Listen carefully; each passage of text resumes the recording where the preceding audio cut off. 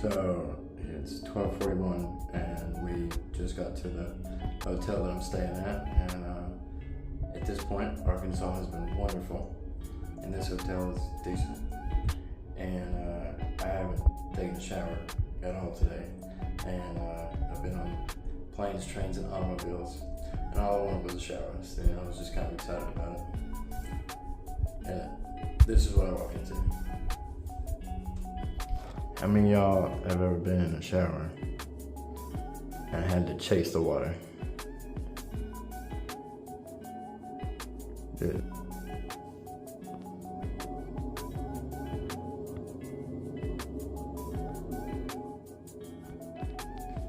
Hey y'all, it's Randy here. Come on down to Randy's Redneck Repair. Our motto is, there ain't nothing we can't fix with duct tape. Purdy.